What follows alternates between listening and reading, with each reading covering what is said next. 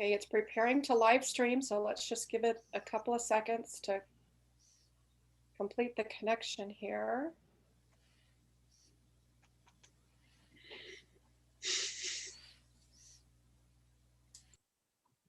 Okay, I believe we are live. Great. Okay. I'm going to call the Board of Directors special meeting to order. This is the Clean Energy Alliance virtual meeting, March 4th, 2021 at 2 p.m. And Madam Clerk, could you please call the roll? Member Drucker? Here. Vice Chair Bhat Patel? Here. Chair Becker? Present. Thank you. Thank you. All right. We will wait for our flag and we can do our flag salute.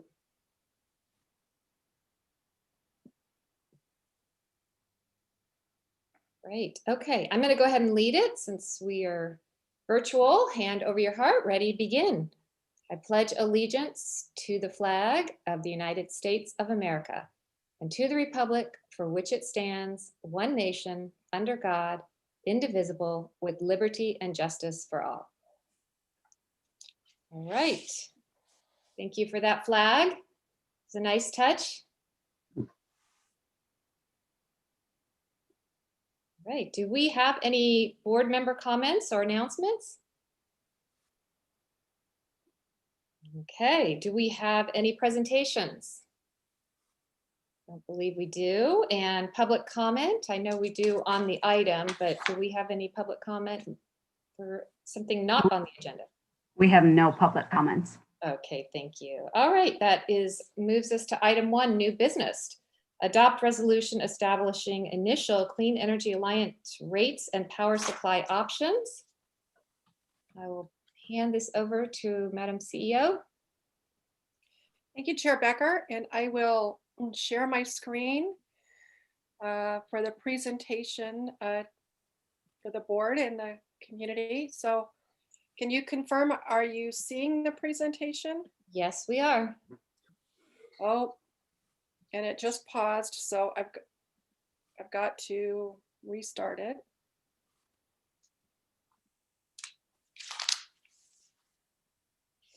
Okay, and is it moving? Yes. Okay. Thank you. The item before the board for consideration is adoption of a resolution that sets the initial rates and power supply options. The recommendations before you are to adopt the resolution establishing Clean Energy Alliance rates and power supply options, to direct staff to develop a renewable energy self-generation bill credit transfer program, and to return to the board for approval at its March 25th, 2021 meeting, and to approve enrollment of phasing of the net energy metering customers for Carlsbad and Del Mar. At the end of the presentation, I will talk about the net energy metering. I am going to withdraw that recommendation, and I'll explain why as part of the presentation. So the Clean Energy Alliance initial rates are set at levels sufficient to produce revenue to fund our power supply costs, our debt financing payments, administrative costs, and also to establish, put funds into our operating reserve. And we have a policy of a goal of 25%, and we are contributing 5% per year into that operating reserve.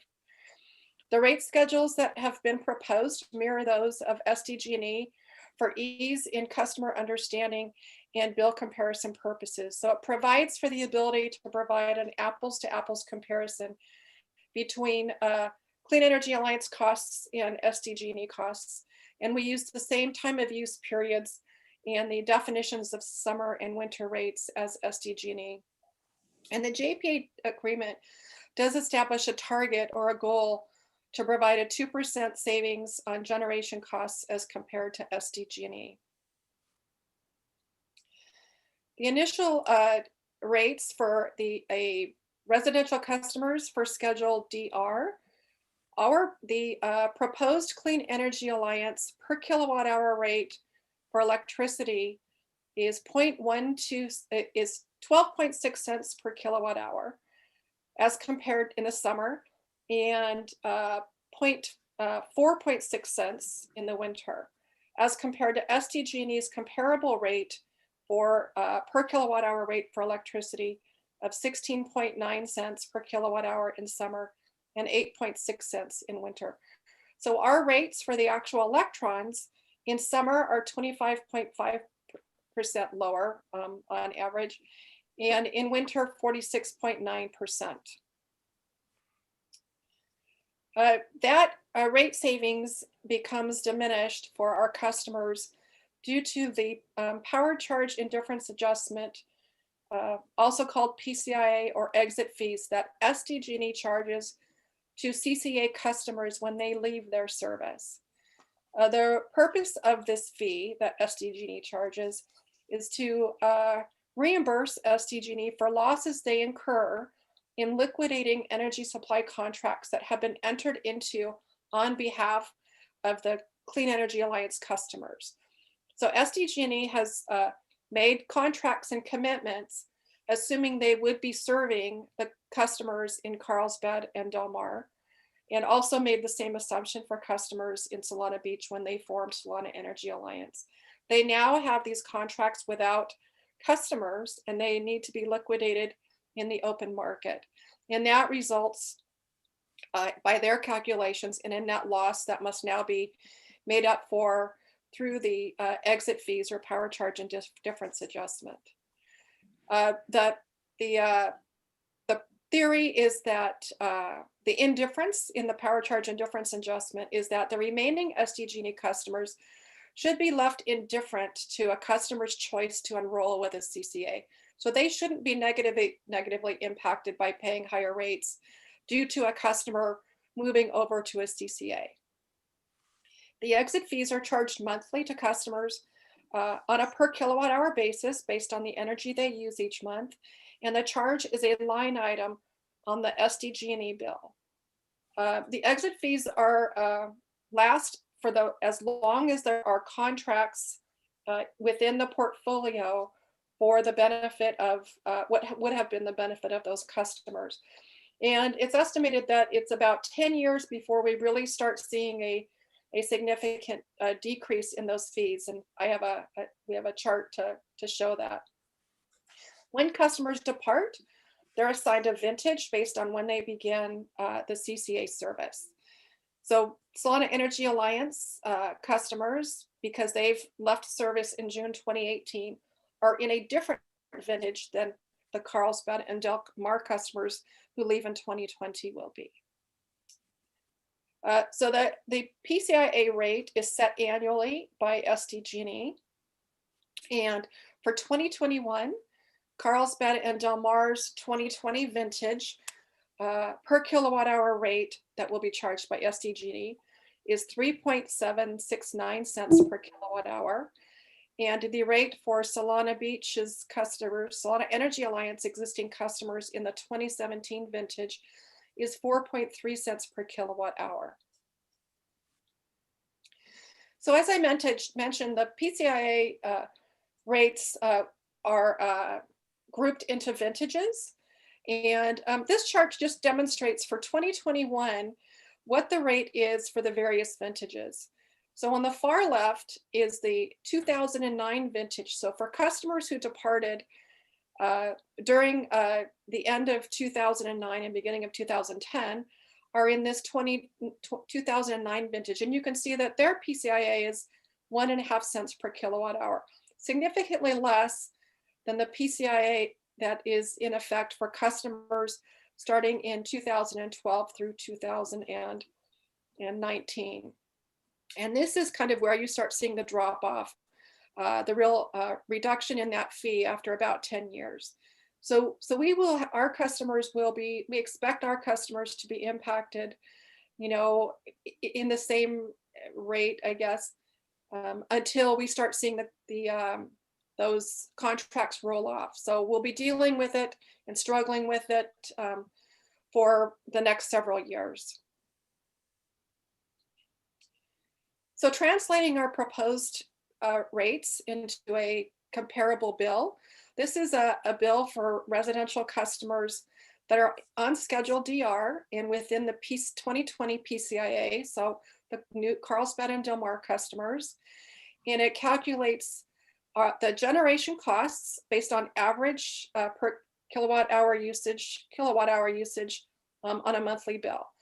So using our rates times the average number of kilowatt hours an average customer uses, we will be charging $28.33 for our 50% renewable energy product.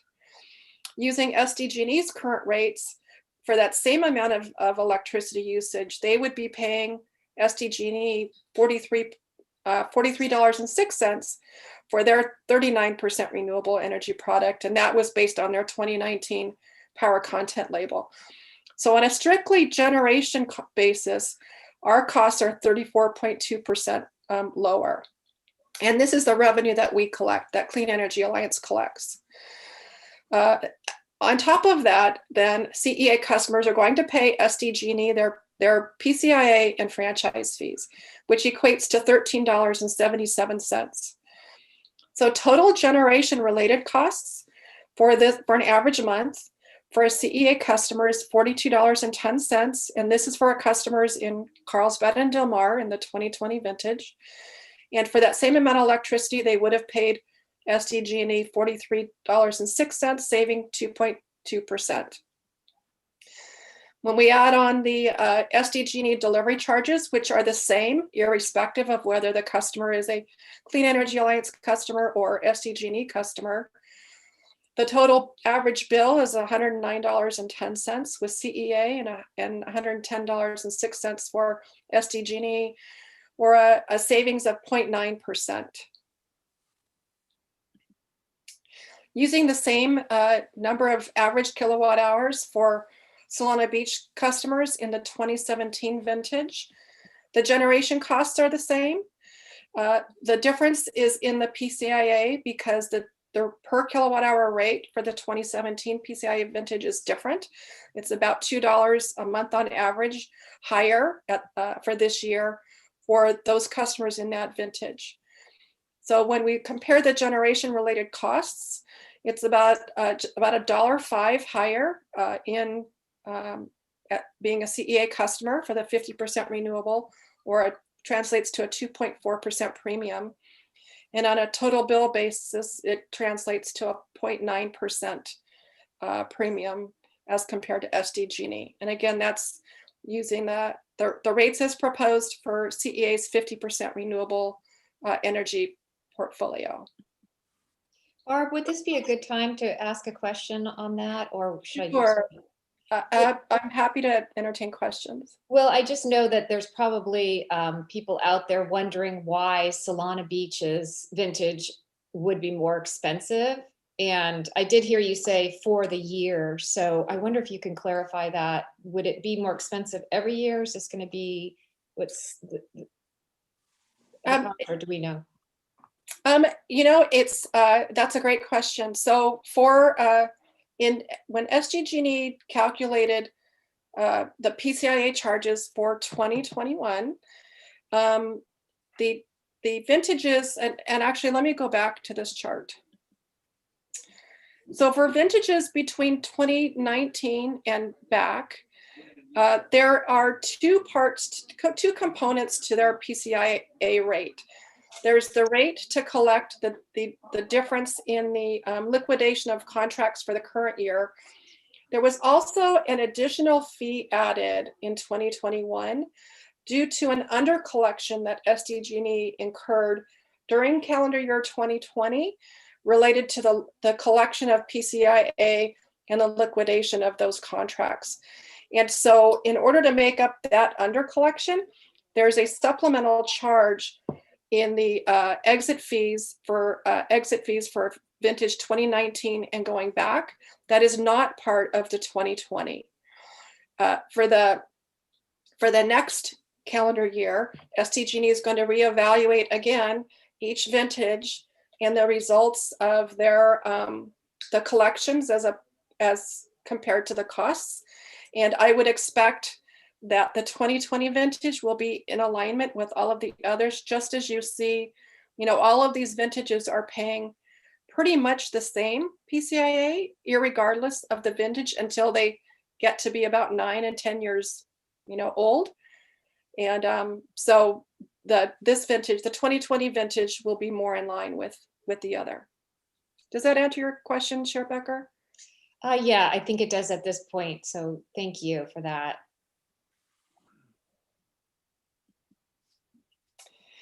There were some other products that the board has under consideration and requested to have rates analyzed and proposed to the board. Those included the Green Impact product, which is a 100% renewable energy power supply that customers could opt up to, or a community could select if they chose as the default for all customers in their community to opt into. The rate for that product, the premium for that product is 0.75 cents, so about 3/4 of a penny. That would be in addition to the rate they pay for the generation they pay rate for the base rate. So this is to collect the additional cost to increase up to 100% renewable. Using average 353 kilowatt hours as the average, it's about $2.65 to customers who select that to opt up to. In addition, we were asked to evaluate a 50% renewable, 75% carbon-free product, which is the equivalent of what is currently being provided to Solana Beach customers in Solana Energy Alliance territory. That cost for the incremental cost of that additional carbon-free is 1/10 of a penny, 0.1 cents per kilowatt hour, translates to an average 35 cents premium on the customer bill. In addition, we were contemplating a product that would be targeted at a renewable energy that meets the state's minimum requirements, called Local Impact. And the program was being designed with the goal of assisting low-income customers and potentially small businesses that are being impacted by COVID for a period of time. When we evaluated what the cost differential is between the minimum state renewable energy requirements and our base 50%, the cost savings would be just 0.21 cents per kilowatt hour, or about 74 cents in savings. Due to the savings being so minimal, staff is not recommending that this program be implemented at this time. It just is not going to make an impact. It's not an impactful difference to the customer for the lower renewable energy. In addition, in prior discussions with the board, they had been interested in understanding what it would cost for CEA to have as its default the higher 75% carbon-free product. And so if we were to offer that as our default to all customers, that would be a total increased power supply cost to CEA of $600,000. And again, that's if CEA board determined it wanted to have its base default product be the 75% carbon-free without adding the additional 1/10 of a penny cost on the rates.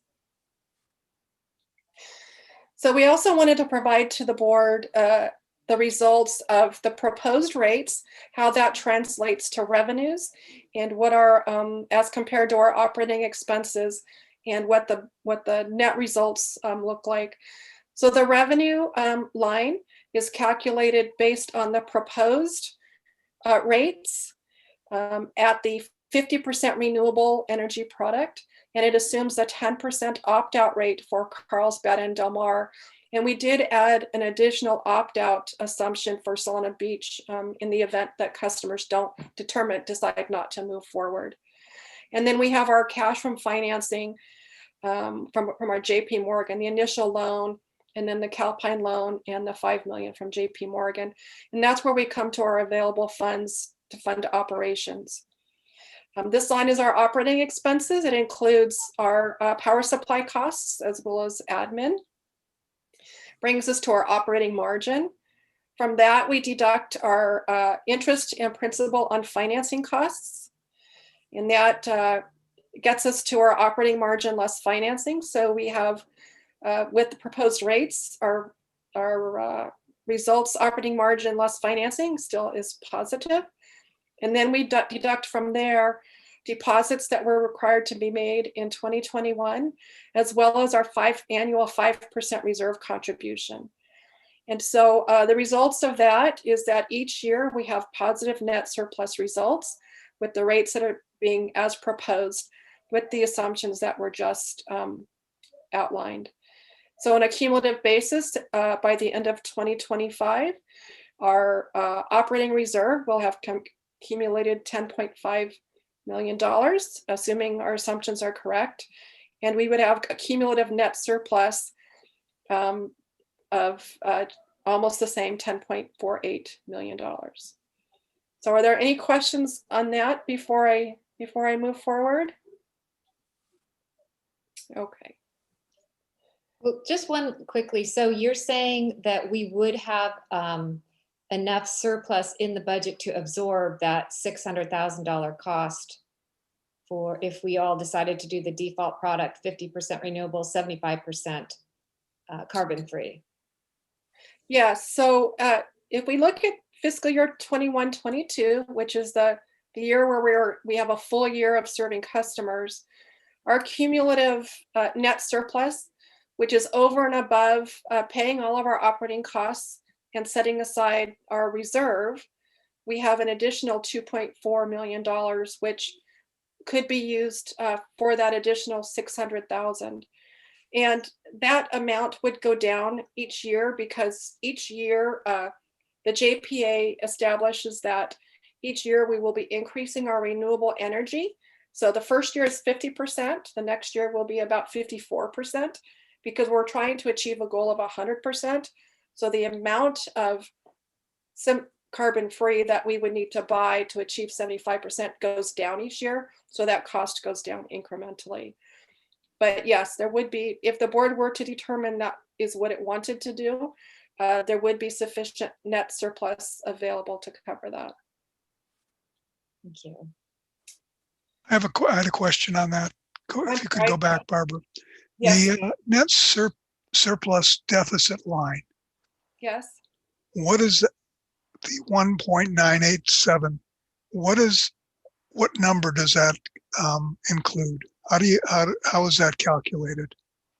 So if we take our available funds minus our operating expenses, minus our financing costs, and minus our deposits and reserve contributions, we get to our net surplus.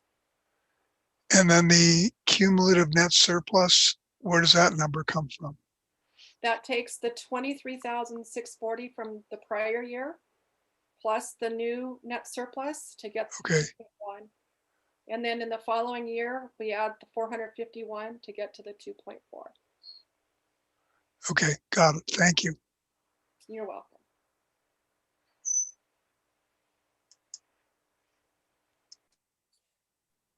So then moving on to another product that we prepare a rate for is for our customers who are on net energy metering.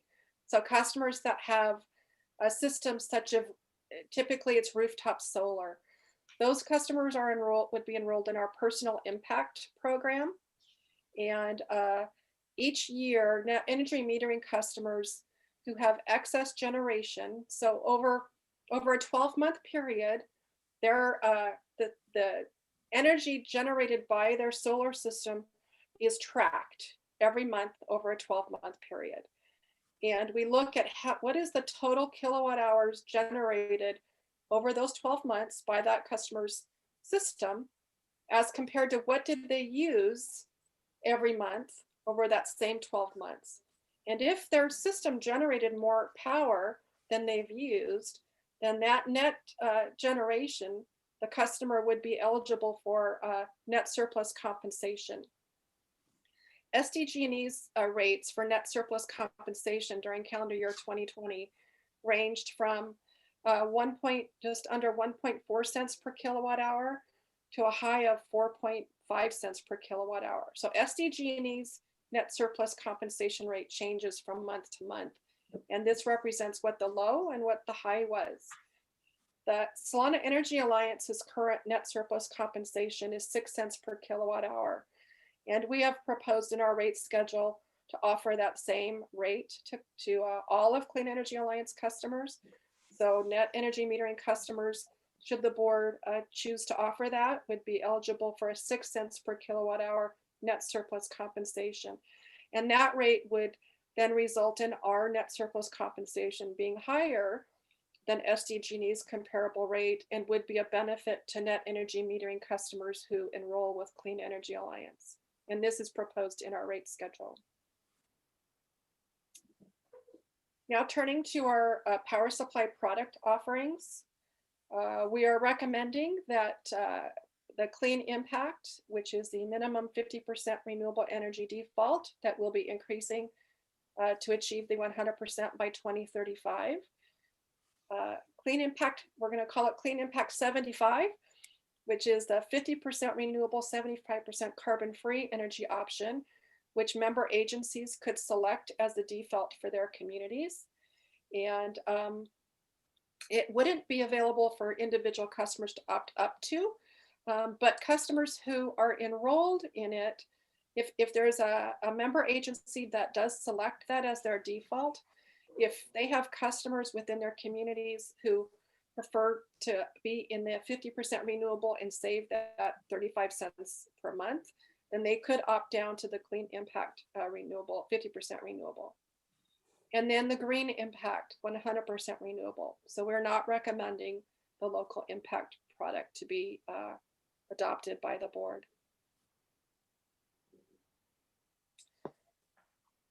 So moving on to the net energy metering customer phasing. So we had been working with San Diego Gas and Electric with regards to how we should approach phasing of net energy metering customers. And I talked briefly about the 12-month relevant period and how for net energy metering customers, their system generation is tracked over a 12-month period. And at the end of the 12 months, it's trued up against what they've charged. And each customer's 12-month relevant period starts based on when their system was installed. So we have customers who have systems that are being trued up in every month during the calendar year. When a net energy metering customer enrolls in a CCA, that triggers a true up during the month of enrollment, irrespective of when they normally would true up. This could result in a customer either needing to pay a charge because they have a charge due at that point in time of the year, or they may find themselves having a credit and being eligible for the net surplus compensation. One of our lessons learned with Solana enrolling with Solana Energy Alliance is that this was one of the, I think, areas of concern with customers is that for NEM customers, it may result in a charge being accrued or being due when they may not have had they had the benefit of the full year of the relevant period. And so we had been talking to SDG&E and had come to an agreement that we would bring to the board a recommendation that those customers be enrolled at the end of their relevant period. And so we would have enrolling customers all year long. In a meeting yesterday with SDG&E, we were talking to them and asking them about, for those NEM customers enrolling, what PCIA vintage would they be put into? And SDG&E stated that pursuant to the tariff, that any customers who enroll beginning in July 2021 would be in the 2021 PCIA vintage and not the 2020 PCIA vintage. And so if we go back to this chart, the 2021 PCIA vintage is currently 4.5 cents per kilowatt hour. It's actually the highest of all of the vintages that are currently in SDG&E territory. And we have not had an opportunity to evaluate what that impact would be on net energy metering customers. So I'd like to withdraw that recommendation to give us a chance to evaluate what the impact would be of that higher PCIA rate in order to provide that to the board and before the board takes action to approve phasing. So I don't think we're asking that we take that off as a recommended action and bring it back to the board after we've had a chance to evaluate, because we haven't had, we just found out yesterday. So you're saying somebody that was truing up between January and May 1st, would those be the only people affected, right? Because they wouldn't be able to come online yet? It would actually be starting July. So the vintaging bucketing starts with customers who enroll in July. Oh, wow. Okay. So that would be almost all of them probably. Okay. That's right. That's right. That And would be a shame. this does conclude my presentation. And would you like me to take down the sharing, or are there questions on the presentation? Chair Becker and board members. I've got some questions about the presentation. Probably like not me the to- sharing though, right? Would you like her to go back to a prior slide? Yes, I would. Okay, which slide? The slide where you showed the differential between the 36%. No, one more, I think. Yeah, so, or the 39%. So if I look at the column, our 50% renewal, in comparison to what we'd normally be paying, and I think that's on a prior slide, but these aren't not matching, because a normal person right now is getting 39% renewable. Is that correct? Yes. So what this comparison is for average monthly usage, what does a customer pay SDG&E using SDG&E's current rate? And SDG&E is providing a 39% renewable. So But isn't that the default that SDG&E is providing already? Are people specifically choosing that with SDG&E? So this is SDG&E's default, which is Yeah. 39% renewable. This is calculating Clean Energy Alliance's default, which is 50% renewable. Right. Okay, so now if you go forward a slide. And if I could, this is for Yeah. Carlsbad and Del Mar Yep. customers. Okay. Go forward a slide. Yes, this is the forward slide Solana Beach. Okay, and then go forward again. One more. Nope. There's another slide there that says, oh, the local impact. Go back to local impact. Shouldn't that local impact be the same as that 39%?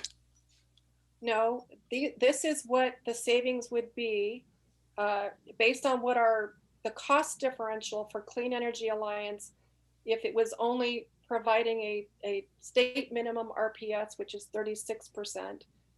This is the cost differential and rate change that would be reflective of CEA.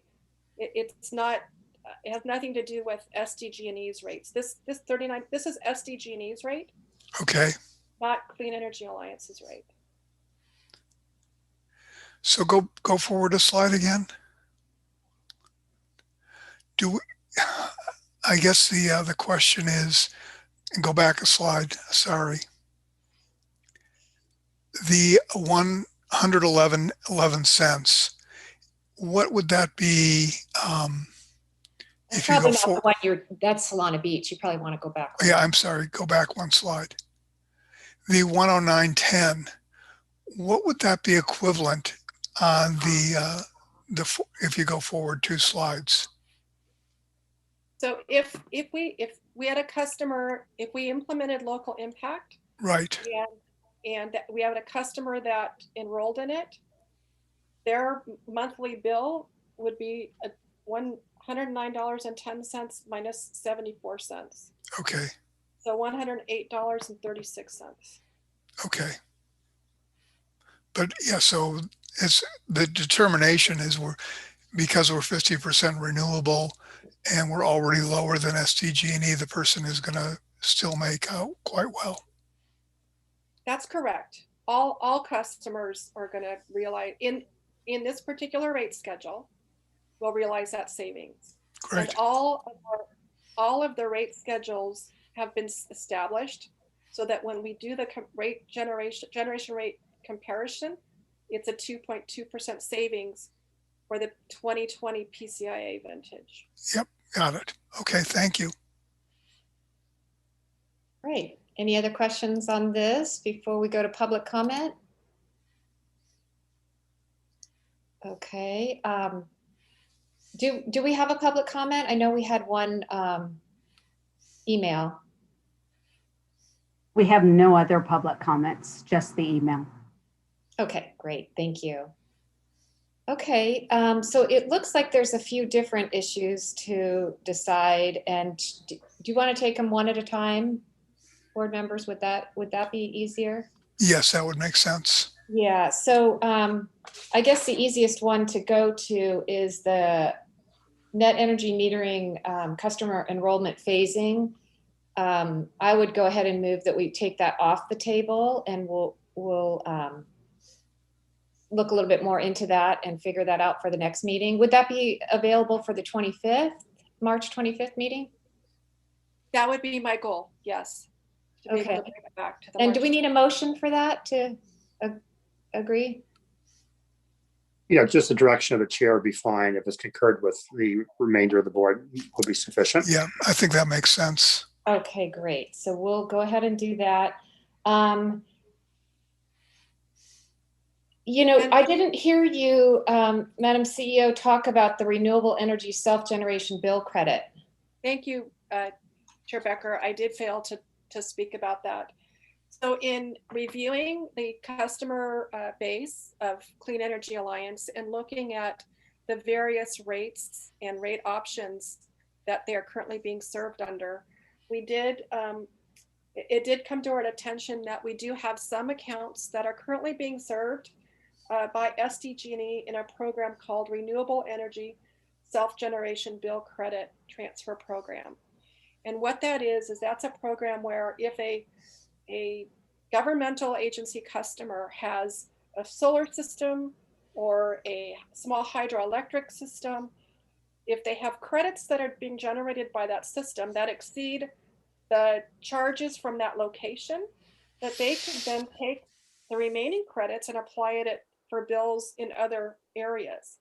Normally, the net energy metering tariff states that you're getting the credit for the accounts at that same location. But under this program, you can take any excess credits and say, I want to apply it to my other bills that I have in other locations. If we have, we do have customers that are being served under that program. When they enroll with Clean Energy Alliance, that program, if we don't offer it, goes away.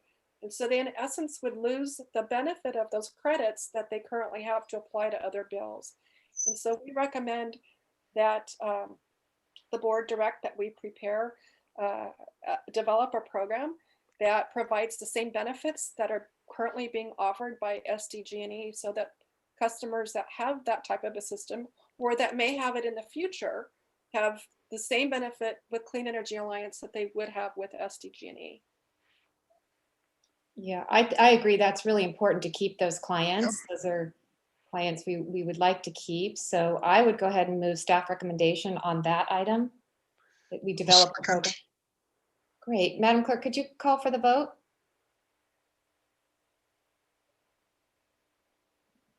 You're on mute still. Member Drucker, Yes. Vice Chair Bhat Patel, Yes. Chair Becker. Yes. Motion carries. Okay, and I don't know that it needs to be separate, but I'm curious. Oh, yes, Madam CEO.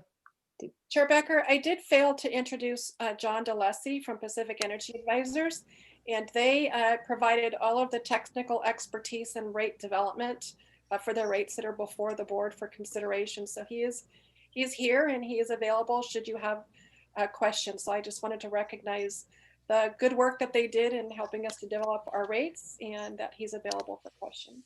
Great. Yes. Thank you so much, John. It was amazing work. And yeah, I really appreciate all the time and energy into that. So glad that you're here, and maybe some questions will come up as we get to board comments and such. So glad to have you here, and thank you again.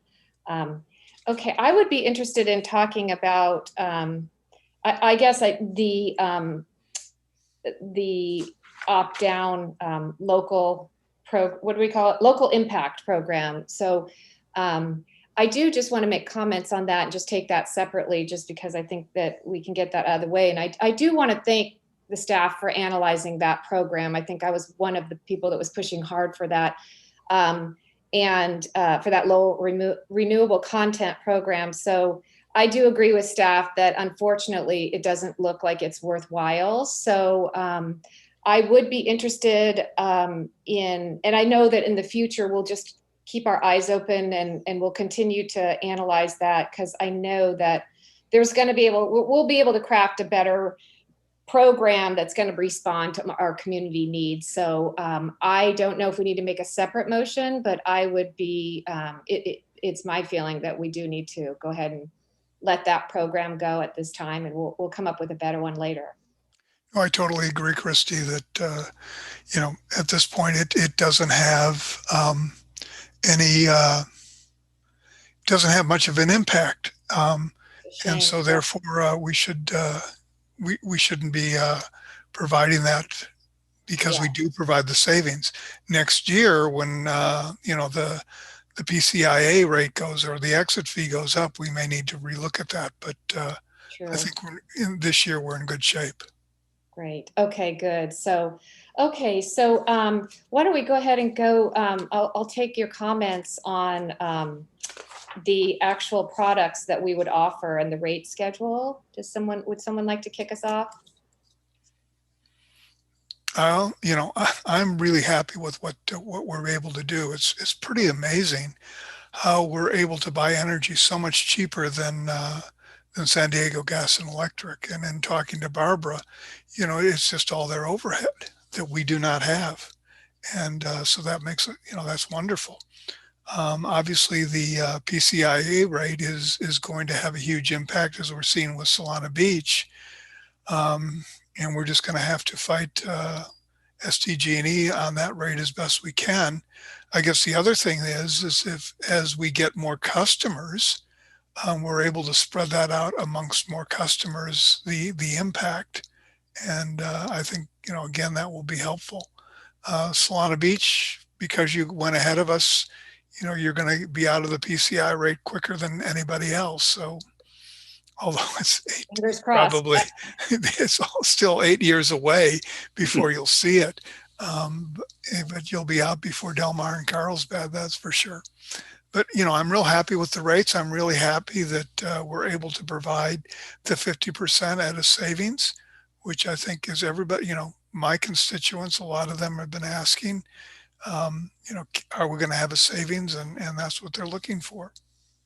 Great. Yeah. All right. Vice Chair Bhat Patel. Sure, thank you. Yeah, I mean, we were definitely on our, on the edge of our seats waiting to see what the rates were going to look like. And so it was really exciting to see that we will have savings and that we will be able to provide that 2% savings that we were talking about. So I think, being able to, and I know we've talked about this last go around, also being able to provide that overview, not only to our communities and doing that outreach, which I know we're already planning on doing, but also providing that outreach to the business community, which I heard from our chamber that you all had already done that. So thank you for doing that. So I'm really looking forward to making sure that folks are aware, on board, and that we can minimize our opt-out rates as much as possible as we're, going out there and getting folks acquainted with what the program is going to look like and how they can actually save money. And so, yeah, I'm excited. I'm excited that we're finally moving forward. And just briefly, I know with regards to the I know we already talked about it, but with regards to the local impact, I thank you. I just wanted to say thank you for doing that analysis, and it allows for us to at least have an evidence-based reason as to why we won't be going forward with it at this time, and that we can revisit it in the future. So. Thank you for those comments. So I just still want to throw something out there that, Solana Beach has already been living with cleaner and affordable energy through the CEA or the SEA. And so, and also just, you guys might not know, but for all of 2019, we experienced 100% carbon-free energy. So I do feel certain that my residents would demand that the default product, at least for us, be 50% renewable, 75% carbon-free. And even if that it is, a few cents more a month. So I'm definitely going to go with that product as the default. But having said that, I know that all of our cities are here because we really want to accelerate achievement of our climate action plan goals. And it sounds like the 50% renewable, 75% carbon free is obviously going to get us there a lot quicker.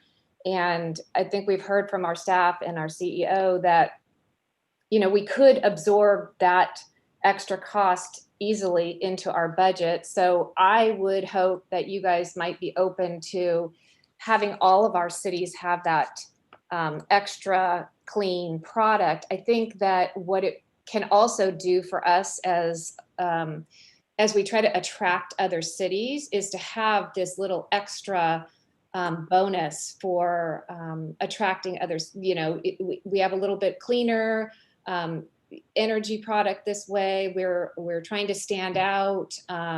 We've looked at the numbers. We can do this. So I would just ask that you guys think about that and, just, I don't know if you think you can make it worth your while to do that. I'd be interested in hearing. I would be an advocate for absorbing the extra cost into the budget, the $600,000. And I'd be interested to hear if you guys would do that.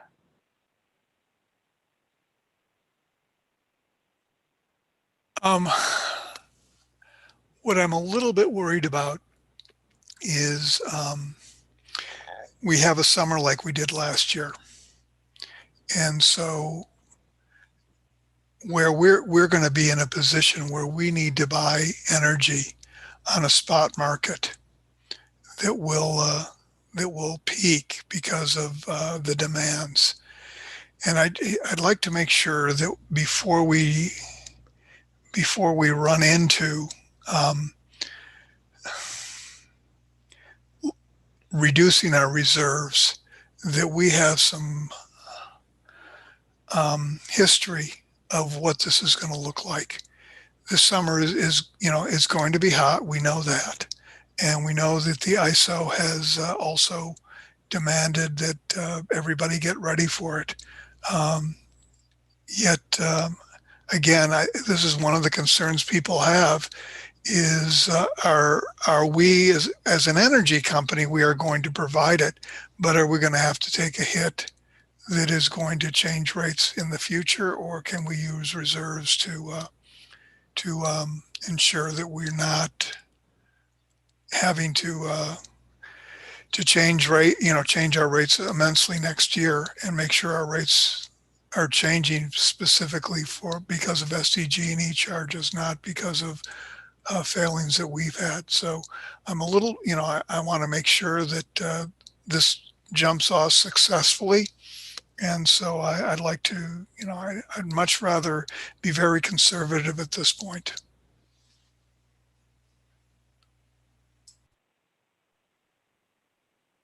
Vice Chair Bhat Patel, do you have any? Sure, I can jump in as well. So yeah, I mean, for me, I think in terms of the mix of offerings that the staff has brought forward, I'm comfortable with all three. And I know Chair Becker, you're asking with regards to the 50% and 75% renewable, and I'm totally on board with having that offering. And I think that overall, I know that for the city of Carlsbad, when we had this conversation, for most of our members, they were more on board with going forward with just offering 50% and 100%. However, I would be open to having all three, as I know that Solana Beach has been moving forward with the 50% renewable. That was your default offering, was the 50% renewable and the 75% carbon free. I think the reason why some of our members in Carlsbad were a little bit hesitant with regards to the 75% carbon free is because it's not recognized by the state as a renewable option. And so that was the only reason, but I'm open to maintaining that mix, the three options that we have from staff.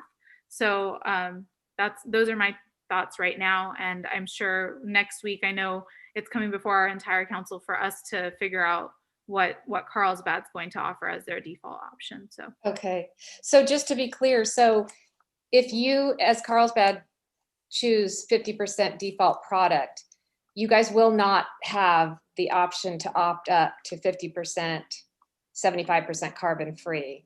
You guys will have just the default 50% product, and then you'll be able to opt up to the 100%, just so you know that. But yeah, okay. And yeah. So if Solana Beach chooses that product, I think then I guess what I'm hearing is that we would be the only city with that product. Is that correct, Madam CEO? That's correct. Okay. As currently proposed, the board could certainly, make other determinations, but that's how. And the reason that I think we would recommend that is to reduce confusion for customers newly enrolling with having too many optional choices. Sometimes that can become overwhelming and result in opting out just because, they don't know what to do. And so the case study is that, having it limited to number of options at the get-go, at the beginning through enrollment, have a better outcome with regards to customers understanding not only the program, but then their choices. Got it. Okay. Okay, so then what we're being asked to decide today is just simply staff recommendation having those three supply product options offered at launch, whatever that may mean for each of our different cities. Is that right? So do I have questions? That's correct. But also by adopting the resolution, you also be establishing the rates that are attached in Exhibit A to the resolution. Okay. Can we bring up a copy of the resolution at this point? just if I may Yeah, go ahead. briefly, I just wanted to make sure to clarify that we haven't yet taken any action as a council. I know what I said earlier. I just want to clarify that so that you all are aware. We'll be taking action next week. We did have conversation around those things. So in terms of potential offerings, that's just my inclination, but Tuesday we'll have a conversation more around that, and we could potentially, if the council chose, we could potentially move forward with a 50-75. We will be given all of those options on Tuesday, so I just wanted to make sure that you all are aware of that. Yeah, thank you for that clarification. And Delmar will be meeting on the 15th, March 15th. Okay. And you wanted to look at the resolution real quick? Is that what you said? Yeah. Okay. Can we bring that up? Yes.